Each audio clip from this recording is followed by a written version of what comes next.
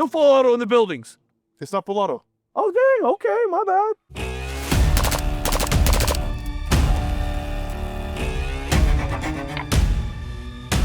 ATF hates us.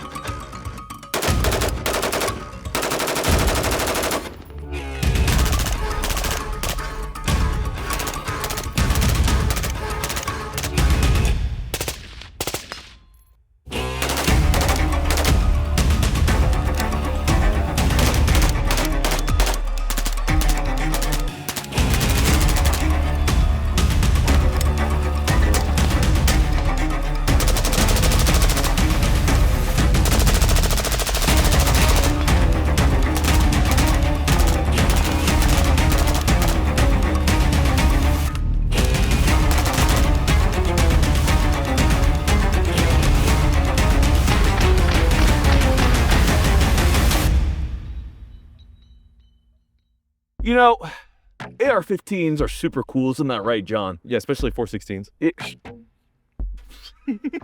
So right here, we have our typical AR-15. We have our factory lower that came with a factory FRT-15. Now, the coolest thing about the FRT is we do have a completely legal, completely semi-automatic trigger. But gosh dang, does it not feel semi-auto at times. There's a lot of capabilities that are unlocked. There's a lot of little quirks about it. But today, we're gonna delve into the Forced Reset Trigger 15 and talk about it and about how wonderful it is. Stay tuned for the Forced Reset Trigger. Yo, John, is that a 416? Yeah, it is. It's also an autism t-shirt. You get one free whenever you buy Oh, it. cool, 416. That must be a 416 lower as well, right? We're gonna act like it is. Ooh, wait, We're those gonna act lines like don't it look is. right. We're gonna act like it is. Oh, okay? gross. Shut up. For every like, we add another Lego to John's Lego collection, so make sure you hit a like. We, of course, can't get going without thanking our sponsors. They make these videos free for you. Go and check them out. We, of course, have Primary Arms if you're looking to get optics or whatever. Just a big thank you to them. We love them. Hit them with a I love Skittles because it's Autism April. Yeah, I would know.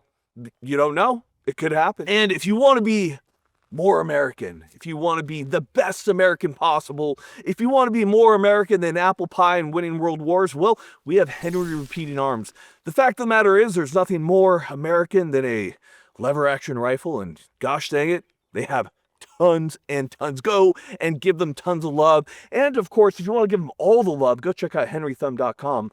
Can't say anything about it. And if you're looking to get better at shooting, we recommend Dry Fire. Man, this will turn your weapon into a dry fire machine. Go and check them out. And of course, all ammunition sponsored by AAC. With all that being said, talk is cheap and ammunition is, the price is quickly stacking up because these mags go fast. So we have the FRT 15 right here in this lower. Then we have our traditional trigger. So we're going to explain how it works, and John's going to explain it. So, normal trigger on basically every semi-automatic rifle ever. Clear, right? So, you break the shot, and the weapon cycles as normal. And then you have some spring forward pressure as well. That helps you reset the trigger, right? Well, the thing about a forced reset trigger is it uses the energy of the bulk carrier group going home to force the trigger forward. So, it's not fully automatic. You are pulling the trigger every single time that the weapon goes off. It is semi-automatic. It is semi-automatic. By ATF definition, which is one trigger pull, multiple rounds. That is not true. This is a single trigger pull per trigger. There's a single trigger pull per bullet that leaves the barrel. So while it might not seem semi-auto, 100% is. So John's going to show you semi-auto on the 416 A5s. Normal dies the trigger. Great trigger, just not forced reset. Okay, this also has a semi-auto trigger. So, and if I go to that third position, it is forced reset. Pretty interesting. This works on any factory upper or factory lower that you have. So definitely go and give it a little look. But let's talk more and show more of the capabilities of this particular weapon. So we're going to demonstrate some drills right here. So we're going to show 6 rounds with just a basic semi-auto and force reset right here. So with semi-auto and then force reset. Obviously a little bit faster on the force reset because there's less that I have to do. Now, it is does not feel like an auto trigger. There's a couple little caveats that come along with it. With an auto trigger, you're obviously just pinning the trigger to the rear, and that gun's just going. With this, you do feel your trigger jumping back and forth, which we'll show you in this video right here. So it is kind of an odd sensation the first couple times you're firing it. John, will you go ahead and try this out? Nothing like having people try it. It's a nice 10 EMAG. Yeah. So another thing about force resets in general is pretty much all of them across the board, if you pin them to the rear really hard, it will lock the gun up. I'll try to demonstrate that now. That one let it go. It depends on the gassing of the rifle. So if you have a rifle that's gassed really hard, or if the magazine is more full or there's more spring pressure from those rounds that's also slowing down the carrier, you can get the gun choking up. And that's something you're gonna have to learn about your particular upper. Some uppers just have more gas, some uppers have less gas. Suppressor is gonna increase the gas, no suppressor, less gas. So again, you're just gonna find out. John will pin it to the rear. You'll kind of hear the firing rate change. Go ahead and show them right here. You just want a normal, Just first. Pin it to the rear. Okay, couple things to note there. So if you notice at the beginning, it was kind of chugging a little bit. This is typical of even guns that are actually auto. The reason that begins to speed up towards the end of the mag is as that spring pressure loosens on those, there's less pressure on the bolt carrier, which allows it to run faster. This is especially true of the FRT, which is also somewhat dependent on the amount of trigger pressure that you put behind the gun. But again, with a well-gassed weapon, we haven't really seen that many problems with hitting that trigger pretty hard. It's just something you should be aware of. So with all those things being said, let's go ahead, let's do a couple drills, and then we'll show you some different uppers. Now, we do have to give a big thank you to Delta Team Tactical for the FRT-15. We can't really say much more than that other than to say that they are mega based. Sent it to us. They have awesome proclivities, and we love them very much. So go say that you love them and that you love their logo. And more importantly, tell them your favorite pizza toppings. Now, this particular one is on our Mark 18 Mod 1 upper. So this is a military upper right here. So it's gassed pretty well. We have a B&T Printex suppressor on the end right here.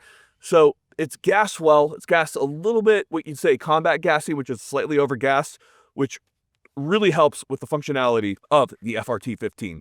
Our like typical M16 uppers that we have, especially like the A4s, a lot of the FN models or military models, have a little bit of trouble just due to kind of how lightly those are gassed or certain competition uppers. So I'm going to do it semi, then FRT, both from safety, which means it's going to be a little bit of suckiness. Okay, yeah, hit me. stand by. Yeah. 129. Look at that. Look at that. It's almost like I shoot a little bit. Nuh-uh. Okay, now we're gonna do FRT. The problem with FRT is going to be that I have to do the full 180 rotation, which it might even slow me down a little bit. That was 129 on that one? 129. Stand by. Yeah. 147, yeah. Yeah, just a little bit slower and a little bit sloppier just because I felt, honestly, I felt a little rushed because of that slowness of clicking into that safety. Once the gun's in that position, then it's quick. So we'll start from in the FRT position. Get ready. Stand by. Yep. 076. Cool. So much faster once I'm there. It's just that problem with the AR-15 system has always been that 180-degree throw just kind of sucks. There's nothing you can really do about that. But we've shown you with this particular one. Let's go ahead, let's throw a new upper on. Let's try some different stuff. Right here we have our military M16 upper and Marines in Fallujah, right, John? Yeah, something Marine. So it's semi-auto. You can see it's starting to have some kind of problems. So when we go over to FRT, yeah, it's not having that good of a time. It's almost like it's in the burst mechanism right now, right? Yeah, just doesn't like it. So depending on your gun, you'll kind of have to mess with things. Also, a big thing is going to be buffers. We're running the Volter system in here. You might be better served running like a typical carbine, whether H2 or H3 seems to work pretty good for most people who are running an FRT. But with a lighter buffer from Volter, it's going to run pretty well as well. So we've been showing you a lot of really expensive uppers. So here's an Arrow upper. It cost me about $300, $350. And let's see how it performs if it does well with this particular blower. It's perfect. We're also running a torture test on this, so this is actually perfect for it. But as you can see, you don't need a super expensive upper for this to work. It's going to work with Pretty much everything, so long as you're doing your part in making sure that it's tuned. Now, we've clearly shown you how it works, what it can do. Let's talk about the different roles that this can fill within a civilian type application. So one thing we've noticed is with FRTs, it really likes the guns that are gassed a little bit harder. Like the M16, it's really easy to lock up. The Mark 18 and the Arrow, they're gassed decently hard, especially if they got cans on them, and they run really, really well. The URGI is, I would say, it's on the lighter end of being gassed, especially with a flow-through can. This one was, I wouldn't say sluggish, but very, very, very smooth, especially compared to like that or the 416. 100%. To show you the versatility of this system, we're at 750 yards, but of course 5.56 isn't effective, right, John? No, not at all, not past 10 feet. But if you need to use this in a certain role in what we call an infantry automatic rifle, there's a lot of things that John wants to talk about. John has a lot of experience about this because John was a ranger. So belt feds, like automatic rifles, they've been like a staple of the infantry squad for several decades. The Marine Corps, not too long ago, they adopted the infantry automatic rifle concept, which is basically a beefed up M4, or in their case, a beefed up 416. There's the M27. The whole idea is just a little bit more beefier infantry rifle that can accurately engage out to distance, but it also is specifically designed to handle a decent amount, not too much, but a decent amount of automatic fire. So they put it up against the saw and they were like, hey, it's more accurate. You can't put quite as many rounds down range, but it's the beaten zone is tighter. It's just more accurate overall and less cumbersome. There's no better way to do it than to show it. So we're gonna go ahead and turn on our long range camera. John, why don't you give it a couple mags out in the distance there?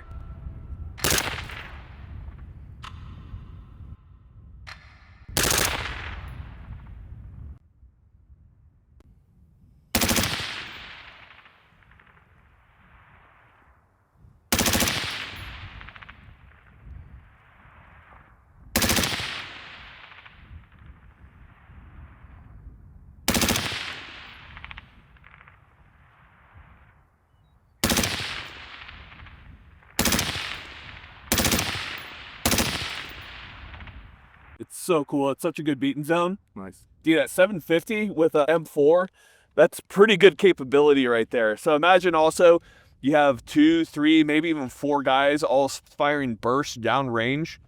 That beaten zone is awesome. So you're gonna light that on fire. Yeah, so The suppressor. nice. Half the job of an automatic rifle is really to be a noisemaker more than anything. Just to keep heads down, let people know I am shooting at you and you're gonna die. So this being way more accurate rather than just harassing fire at distance, it's a burst right on top of your position. That psychological effect's gonna be amplified. Yeah, that's not a good time at all. So as you can see, an IAR, I think the FRT is really, really good for that. There's also another thing that it's going to be really good for. Another really, really nice use case for this FRT is react to near ambush. So near ambush, like they got you by the balls. You're maneuvering down a road, you're hand railing it, whatever the case may be, and you start taking fire from very, very close, right off the right-hand side, left-hand side, whatever the case may be. So as like a counter ambush tool, it's pretty good. It's probably your best option. You gotta lay down bullets. Yeah, just known, likely, and suspected. Just start raking left and right at about knee level, and you'll probably get desired effect. Decap them. Yeah, or if they're crouched down. Prone. Yeah. And headshot them. Right, let's show what that looks like.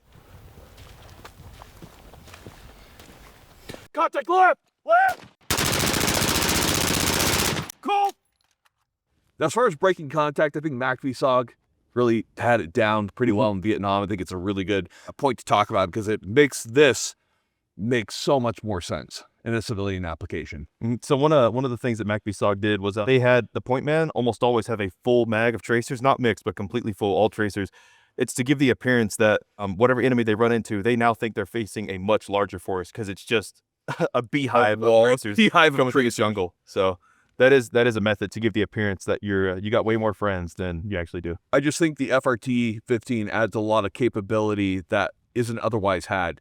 Like, there are limited applications in, the fully fun mode, especially with price and everything that you see as a civilian. But this really opens up a lot of different applications that I think are really cool to be able to talk about. So as you can see, a lot of different use cases already. Let's try in a couple different uppers. We'll kind of give you guys our closing thoughts here. One other thing, especially if you're dumping a lot of rounds on this. So The 240 Bravo, the 249 saw, like they fire from the open bolt. There's a good reason for that. It allows a bunch of airflow into the gun, and it's to keep it cool. These are obviously closed bolt weapon systems, so there's going to be a round in the chamber, in that really, really hot chamber after you fired several magazines. So a method that I thought of just to keep the gun cool is, say you fired a couple mags, contact's down, you're not immediately in contact, you're gonna have to sacrifice a round, but while you're just sitting there waiting with no real job, just lock the bolt to the rear and just let the gun breathe. And then I'd say keep your thumb on the bolt release, and then if you see contact, and then you're ready to go. So I was hoping you're gonna shoot. no, scared of guns. And John brings up a good point. With utilizing this as an automatic rifle, you do approach the temperature of what's called the cook-off. So that's when the internal temperature of the chamber is hot enough to get the powder within the bullet itself hot enough to where it actually combusts and cooks off and actually fires on its own. You don't see this too much on, your typical rifles, simply because they're not usually used as a support weapon. But John brings up a really good point. You've been firing a lot of mags to this back to back.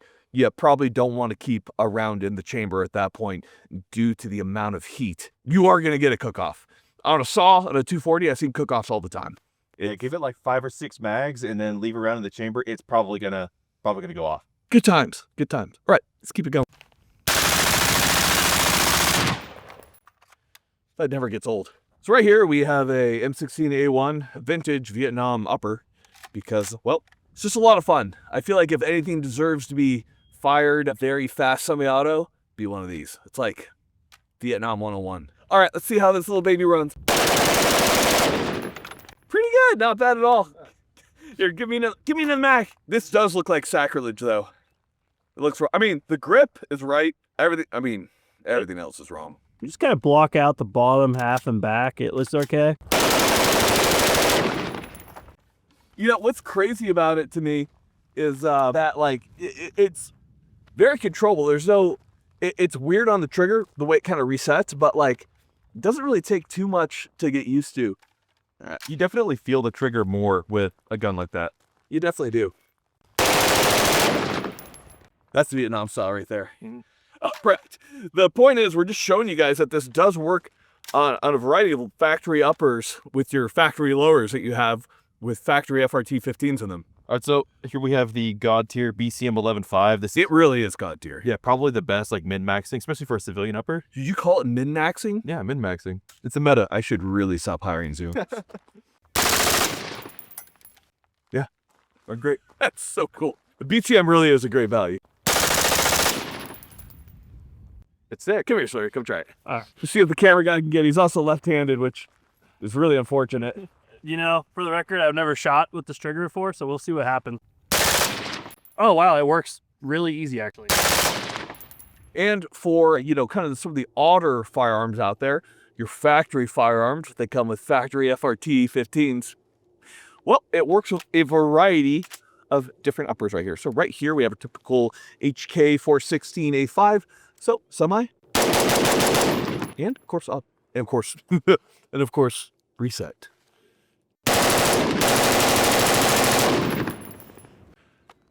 It is really cool.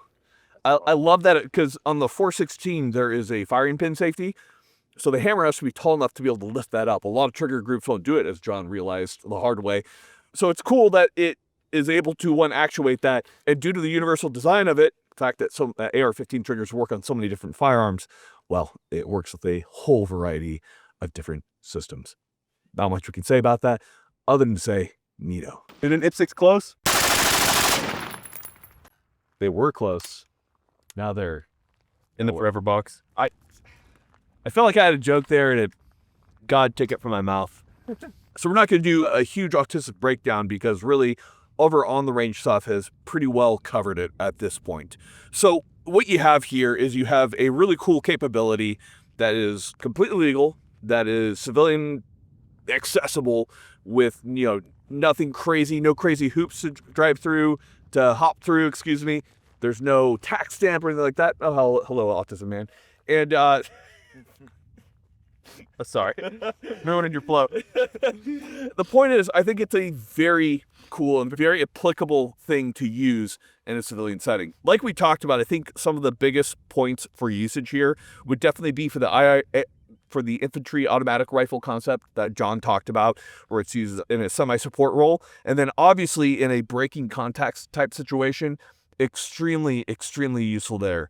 By and far, in my military days, almost all of my fire and shots were semi-automatic on a rifle. Very seldom was it really used, except in very certain scenarios, and that's something to speak to as well. You know, auto is not like a end-all, be-all if you have it, but it does have those capabilities that we talked about. Yeah, This so is talking sick. this is the talking stick. Yeah. Really, in the military, the only time you use a full auto for like an M4 is really the only thing I think of is clearing a bunker, maybe pushing down a trench, or react to near ambush. That's really about it. That's it. You only have a certain amount of magazines. You don't want to burn them all, but there's always going to be a place for it. Yeah, this thing is 100% legal. You are pulling the trigger every single time. It's just, end of the day, it's just shooting a little bit faster. Like, Yep. it's legal, and it should stay legal, because who cares? It's just shooting a little bit faster. Should we ban Jerry Michalik? Should we ban him? I mean, if we're being honest here, we shouldn't have bans on automatics either, right? The NFA is completely unconstitutional in nature and completely un-American in nature. It is where it is right now. We'll continue to fight it, but this opens up, in my mind, a lot of interesting things related to that could possibly help with the dismantling of a lot of the NFA regulations that we currently have, because they're all stupid and they make no sense. Point is, get out here and get them. That's what I would definitely recommend. I understand they're a little bit more expensive because of what they are, and there is a premium there, but that's life. Yeah, just the only thing is, do not look up Ruby Ridge. Don't do it. Guys, point is, don't pin that trigger too hard. Tune your gun to work with it. It's somewhat imperfect system because of the way it works, but pretty dang good for what it is. Point is, guys, even if you're not using this for anything serious, even if, you know, serious isn't in your name, it's good to have, because it is super fun. And when you do need it, it's going to be absolutely awesome. Guys, thank you so much for watching. We thought this was an interesting product for the civilian world, so we hope you guys enjoy this. And we really got nothing else for you at this point, except for a little bit of dad advice. And that dad advice is going to be with John Crane. Yeah, pet your dog and take more pictures with your friends. That's a threat. That is. John gives my dog like a uncomfortable amount of love. I'm gonna steal your dog. Wait, no, I'm gonna steal his dog. You're not. No, you're not. I really want my dog.